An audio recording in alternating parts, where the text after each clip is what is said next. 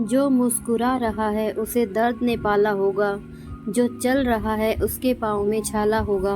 बिना संघर्ष के इंसान चमक नहीं सकता, जो जलेगा उसी दिए में उजाला होगा। क्यों बचे संघर्ष से? संघर्ष ही तो जीवन की आत्मा है। जितना कठिन संघर्ष होगा उतना ही शानदार जीत होगी। एक बार एक किसान भगवान से बहुत ही नाराज हो गया। किसान बहुत मेहनती था। बहुत मेहनत से वह खेतों में अनाज उगाता, उसकी देखभाल करता, पर अक्सर उसकी फसल खराब हो जाती।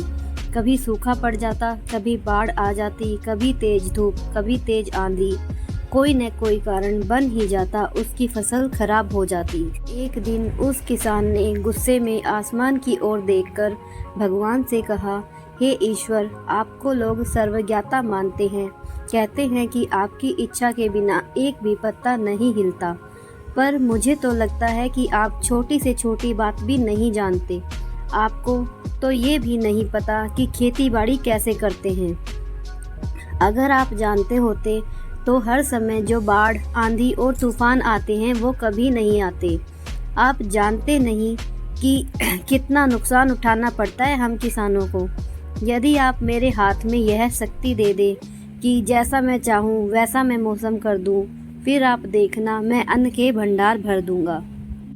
भगवान किसान के तीखे वाक्य सुनकर मुस्कुरा रहे थे और वह किसान के सामने प्रकट होकर बोले, मैं आज से तुझे यह शक्ति देता हूँ कि तुम अपने खेतों पर जैसी इच्छा हो वैसा मौसम कर दोगे। मैं बिल्कुल भी दखल नहीं दूंगा। तुम्हारी इच्छा से सब कुछ होगा। किसान बहुत खुश हो गया। किसान ने गेहूं की फसल अपने खेतों में बोई। जब उसे लगा कि खेतों को धूप चाहिए तो खेतों को धूप मिली।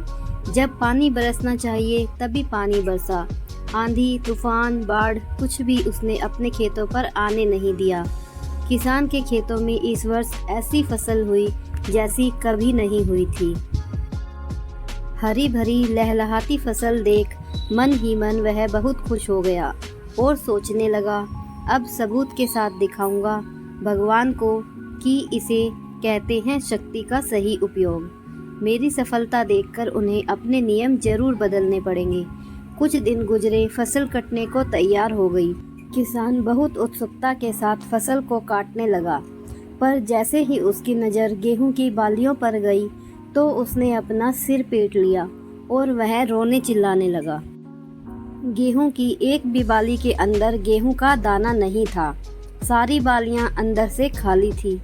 किसान बहुत दुखी हो गया। उसने भगवान को रोते हुए फिर पुकारा, हे प्रभु, तुमने ये मेरे साथ क्या किया? क्या तुमने मुझे कोई सजा दी? भगवान बोले, पुत्र, ये तो होना ही था। तुमने पौधों को संघर्ष करने का मौका ही कहाँ दिया? ना तो तुमने उन्हें आंधियों से जूझने दिया, ना तेज बारिश सहने दिया और ना ही धूप में तपने दिया। एक भी चुनौती का सामना तुमने उन्हें नहीं करने दिया, इसलिए सारे पौधे अंदर से खोखले रह गए। जब आंधी, तूफान, तेज बारिश और धूप पड़ती है तभी ये पौधे अपने अस्तित्व को बचाने के लिए संघर्ष करते हैं और इसी संघर्ष से एक बल पैदा होता है जिसमें शक्ति होती है, ऊर्जा होती है, और यही ऊर्जा फूटती तेरे गेहूं के दानों की तरह जो नहीं फूटी। तूने उन्हें कठिन परिस्थितियों से गुजरने ही नहीं दिया जहां उनके अस्तित्व का जन्म होता। सारी बालियां इसीलिए खाली हैं, इसमें एक भी गेहूं का दाना इसीलिए नहीं है क्योंकि तुमने अपने पौधों को संघर्ष कराया ही नहीं। याद रखिए, स्वर्ण में स्वर्णीय आभा तभी आती है जब वह आग में तपने, गलने और हथौड़े से पिटने जैसे संघर्षों से गुजरता है। कोयले का टुकड़ा हीरा तभी बनता है जब वह उच्च दाब और उच्च ताप की मुश्किल परिस्थितियों से गुजरता है। इसी तरह यदि हमारी जिंदगी में कोई संघर्ष ही ना हो, कोई चुनौती ही ना हो, तो हम भी गेहूं की बालियों की तरह खोखले रह जाएंगे। कोई अस्तित्व नहीं होगा हमारा। विपरीत परिस्थितियां, चुनौतियां, समस्याएं हमें और अधिक निखारती हैं।